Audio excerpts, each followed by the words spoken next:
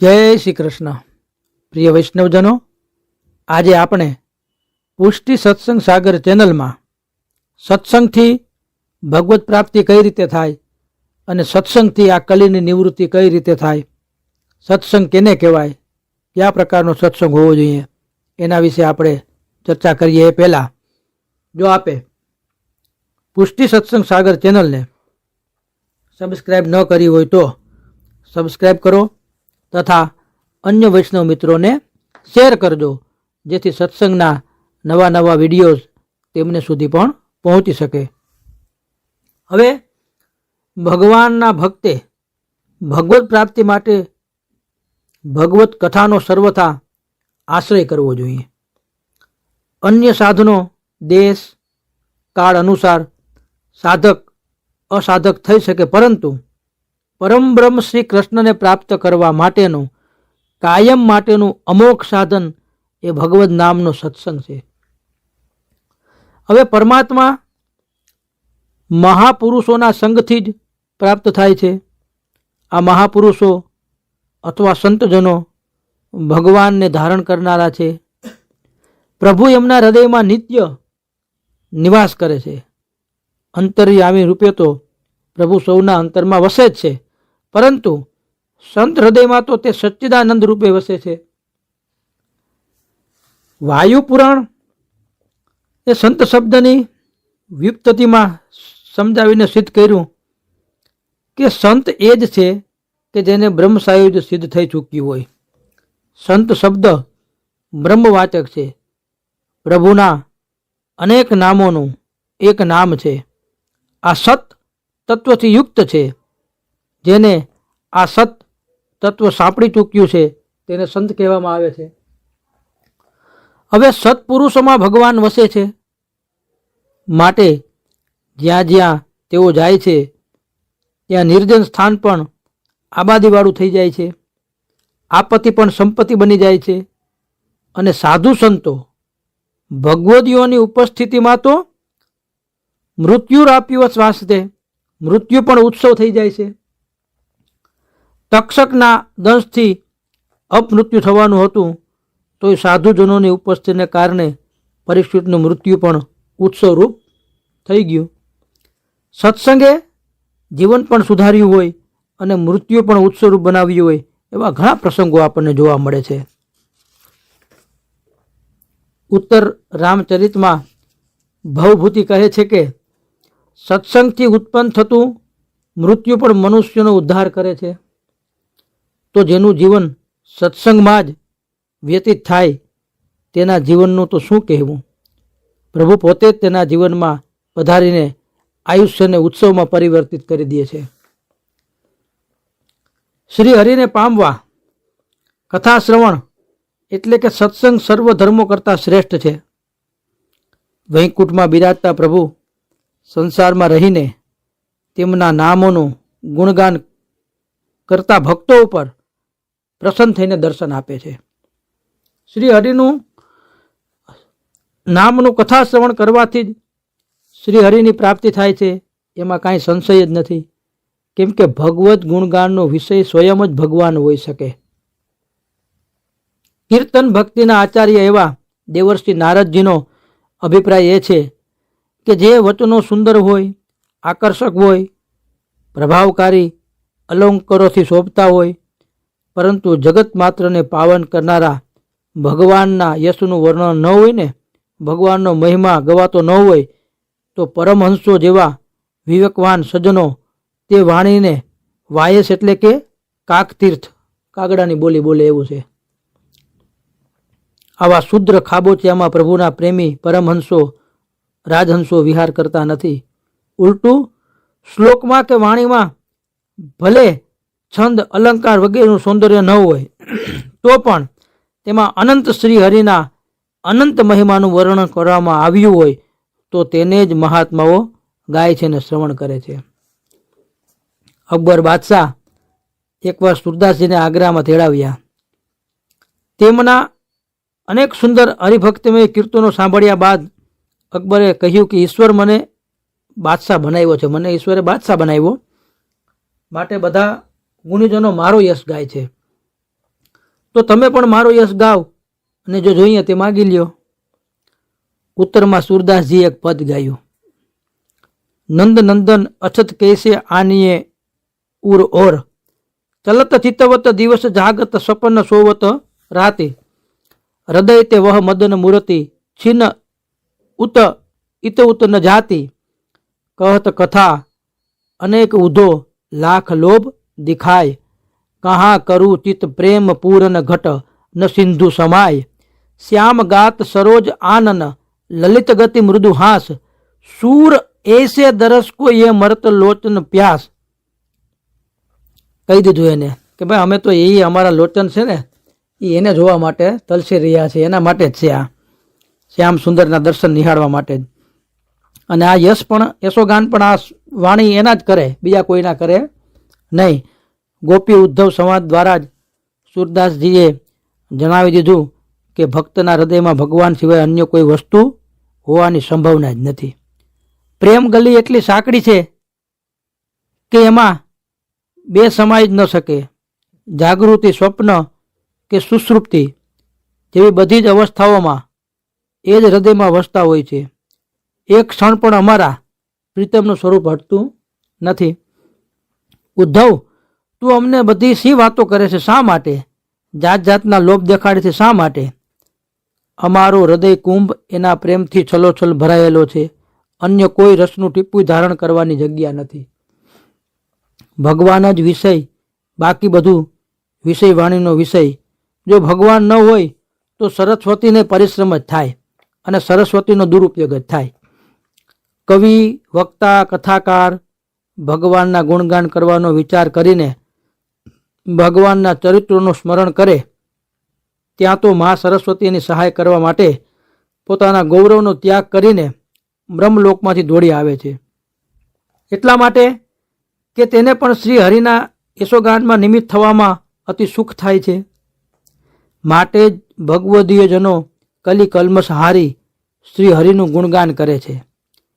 જો કદાચિત તેઓ સાધારણ સંસારી જીવના ગુણગાન ગાવા લાગે ને તો વાઘદેવીને ભારે પસ્તાવો થાય છે કે હું કેવા જીવ પાસે આવી ગઈ. આ ગાયકને વાઘદેવીનો શાપ પણ લાગે છે કે આવા તુચ્છ હેતુ માટે તે મને પરિશ્રમ આપ્યો છે તો તારી રચનાએ પરિશ્રમ રૂપ થશે અને પણ તારી રચનાનું તુચ્છ ફળ મળશે. હેતુ તુચ્છ તો ફળ પણ તુચ્છ જ આવે એનું. ભગવાન સિવાય કોઈનાય યશોગાન વાસ્તવમાં મિથ્યા સ્તુતિ છે. એકવાર તાનસેનને વ્રજમાં આવ્યો અને ગોવિંદ ઘાટ ઉપર તેને શ્રી ગુસાઈજીના દર્શન થયા. આપશ્રીએ તેને કંઈક સંગીત સંભળાવવાની આજ્ઞા કરી. તાનસેને ઉત્તમ રીતે પોતાની કલા રજૂ કરી. ખૂબ સુંદર શાસ્ત્રીય સંગીત ગાયું. ત્યાર પછી શ્રી ગુસાઈજીએ તાનસેનને કલાની કદર રૂપે 500 સોના મોહર અને ઉપર એક કોડી ભેટ કરી એને બક્ષિસમાં ઇનામમાં. તાનસેને પૂછ્યું, મહારાજ આપે આ સોના મોહરની બક્ષિસ કરી ને મારી કલાની કદર કરી તે તો હું સમજી ગયો, પરંતુ આ કોડીની બક્ષિસ શા માટે? તમે એક માથે આ કોડી આપી મને, એનું કારણ હું? આ રહસ્ય મને સમજાવો ને. શ્રી ગુસાઈજીએ ઉત્તર આપ્યો, તાનસેન તમે એક મહાન કલાકાર છો, તમારી સંગીત સિદ્ધિ પણ અદ્વિતીય છે, પરંતુ આ 500 સોના મોહરની સામે એક કોડીનું જે મૂલ્ય છે ને તે મૂલ્ય અમારી દ્રષ્ટિએ તમારી કલાનું કોડીનું મૂલ્ય છે. તમને પ્રભુએ કંઠ અને કલા બંને આપ્યા છે, પરંતુ તમે એનો ઉપયોગ પ્રભુને રીઝવવાને બદલે એક બાદશાહની પ્રસન્નતા માટે કર્યો. જો એક વ્યક્તિને રાજી કરવા માટે તમારા કંઠ અને કલા બંને હોય તો એ કોડીના જ છે. ઋષિ સમાજ નિત્ય સત્સંગ કરતા રહેતા, તીર્થવાસ, ત્યાગમય જીવન, ભગવત કથાનું રસપાન એ જ એમની દિનચર્યા અને જીવનશૈલી હતી. તેઓ નિરંતર ભગવાનની લીલાઓનું ગાન કરતા, તેથી જ તેમને ભગવાનની લીલાઓનો અનુભવ આ દેહથી જ થતો. હવે આ સત્સંગ કરવાથી કલીની નિવૃત્તિ કઈ રીતે થાય? તો જગતમાં એવું કોણ છે કે જેને શુદ્ધ થવાની કામના ન હોય અને એ યશસ્વી વડે ગવાતા ભગવાનના યશને સાંભળવા ન ઈચ્છે? સન્માર્ગ પર ચાલનારને શુદ્ધિ વિના ચાલવાનું નથી, અને શુદ્ધિ પ્રાપ્ત કરવી એ અતિ કઠિન છે. દેશ, કાળ, દ્રવ્ય, મંત્ર, કર્તા અને કર્મ આ બધાને તો કલીના કલ્મશોએ અશુદ્ધ કરી નાખ્યા. આ જીવોની શુદ્ધિ માત્ર ભગવાનના યશોગાન વડે જ થશે. ભગવાન સર્વથી શ્રેષ્ઠ છે. તેમના સામર્થ્ય પર કોઈનો પ્રભાવ નથી, સ્વયં કાળનો પણ પ્રભાવ નથી, તો કલીનો ક્યાંથી હોય? માટે ભગવાનનું યશોગાન સર્વને પાવન કરી દે છે. ભગવાનના જેમ કાલાતીત છે, ભગવાન જેમ કાલાતીત છે તેમ ભગવાનની કીર્તિ પણ કાલાતીત છે. માટે ભગવાનની કીર્તિ ગાય તેને જ એ કીર્તિ જ પોતાના કૃપાબળથી શુદ્ધ કરી દે છે અને કલીના દોષોથી મુક્ત કરી દે છે. કલિયુગના દોષોથી બચવાનો મોટામાં મોટો જો ઉપાય હોય તો ભગવદ નામનું સંકીર્તન છે, ભગવત કથા શ્રવણ કરવાનું છે. કલિયુગના દોષો અનેક છે, કલિયુગને દોષોનો નિધિ કહ્યો છે, પણ તેનો એક મોટામાં મોટો સદગુણ એ છે કે કલિયુગમાં જે શ્રી કૃષ્ણના નામનું કીર્તન કરશે તેને ભગવાન શ્રી કૃષ્ણનો આશ્રય દ્રઢ થશે અને તેના ઘેર કલી આવશે નહીં. કલી એટલે કલહ, કલેશ. આ જે વ્યક્તિ ભગવદ નામથી વિમુખ થાય તેને ત્યાં કલીનો પ્રભાવ દેખાય છે. ક્યાંય કૌટુંબિક કલેશ, ક્યાંય સામાજિક કલહ, ક્યાંય રાજકીય પક્ષો લડતા હોય તો ક્યાંક ધર્મના નામે લડાઈ ઝઘડા થતા હોય, આ બધો જ કલીનો પ્રભાવ છે. પરંતુ આ કલેશ તો લેશ પણ ભગવાન શ્રી કૃષ્ણને ગમતો નથી. એટલે જ્યાં ક્લેશ હોય ત્યાં કૃષ્ણ બિરાજતા ન હોય, જ્યાં કૃષ્ણ બિરાજતા હોય ને ત્યાં ક્યારેય ક્લેશ પણ હોતો નથી. જ્યાં સત્સંગ થાય ત્યાં કૃષ્ણ સ્વયં પધારે એટલે કલીનો પ્રભાવ નષ્ટ થઈ જાય. શ્રી સુખદેવજી મહારાજ ભાગવતજીમાં પરીક્ષિત રાજાને કહે છે કે કલેર દોષ નિધે રાજન અસ્તિ એકો મહાન ગુણ, એમાં એક મહાન ગુણ છે, કીર્તનાદેવ કૃષ્ણસ્ય મુક્ત સંગહ પરમ વ્રજેત. કલયુગના દોષો ગણ્યા ગણાયની એટલા છે, પણ તેનો એક મહાન મોટો ગુણ છે કે કલયુગમાં શ્રી કૃષ્ણનું કીર્તન કરવાથી જ મનુષ્ય સર્વ સંગમાંથી છૂટી, સર્વ પાપોમાંથી છૂટીને પરમાત્માને પામે છે. તેમજ કૃતે યદ ધ્યાયતો વિષ્ણુ ત્રેતાયામ યદતો મખે ધ્યાનમ પરે પરિચર્યાયામ કલો તદ હરિકીર્તનાથ. સતયુગમાં વિષ્ણુ ભગવાનનું ધ્યાનથી કરવાથી જે મુક્તિ મળતી, ત્રેતાયુગમાં મોટા મોટા યજન કરવાથી અને દ્વાપર યુગમાં વિધિપૂર્વક વિષ્ણુની પૂજા કરવાથી જે ફળ મળતું તે ફળ કલયુગમાં ભગવાનના નામનું કીર્તન સ્મરણ કરવાથી મળે છે. કલયુગના મનુષ્યના શરીરો અત્યંત વિલાસી છે. શરીરની ઉત્પત્તિ જ કામમાંથી થયેલી છે. તેથી કલયુગમાં યોગ માર્ગ તેમજ જ્ઞાન માર્ગથી ઈશ્વર પ્રાપ્તિ થવી બહુ મુશ્કેલ છે. કલયુગમાં હરિકીર્તન તેમજ હરિનામ સત્સંગ એ જ સહેલો અને ઉત્તમ ઉપાય રહેલો છે. ભક્ત કવિ દયારામભાઈ પણ કહે છે કે નામ કીર્તન શ્રી કૃષ્ણનું કલીમાં સૌ સાધન તાજ્ય, ભવસાગર તરવા તણુ સહુને એ સુખ પથ પાજ્ય. કલયુગમાં સર્વે સાધનો કર્મ જ્ઞાનાદિ દુષ્કર હોવાથી બધા માટે સરળ નથી, પરંતુ શ્રી કૃષ્ણનું નામ કીર્તન એ જ સર્વે પ્રાણી માત્રનો સંસાર સમુદ્રને તરી અક્ષય સુખનો માર્ગ મેળવવાની આ પાળ છે. સિદ્ધાંતો જાણે છે બધા, પણ પુણ્યશાળી માણસ જ જીવનમાં ઉતારી શકે છે. મહાભારતના વન પર્વમાં યક્ષ અને યુધિષ્ઠિરનો સંવાદ પણ આવે છે. તેના યક્ષે યુધિષ્ઠિરને એક પ્રશ્ન પૂછેલો કે આ સંસારમાં મોટું મોટું આશ્ચર્ય શું છે? ત્યારે યુધિષ્ઠિરે તેનો જવાબ આપ્યો કે દરરોજ હજારો જીવ યમરાજાને ઘેર જઈ રહ્યા છે, તે જોવા છતાં પણ બીજા બાકી રહેલા લોકો એમ માને છે કે આપણે તો મરવાના જ નથી, અને એમ માનીને દુનિયામાં મનસ્વી રીતે વર્તે છે અને રહે છે, જાણે કે પોતે મરવાના જ ન હોય. આથી મોટું આશ્ચર્ય બીજું શું હોઈ શકે? તે જ રીતે નારાયણે યત્રી મંત્રોસ્તિ વાગસ્તિ વશવર્તિની તથાપિ નરકે ઘોરે પતંતી યસ્ય તમ દુઃખમ.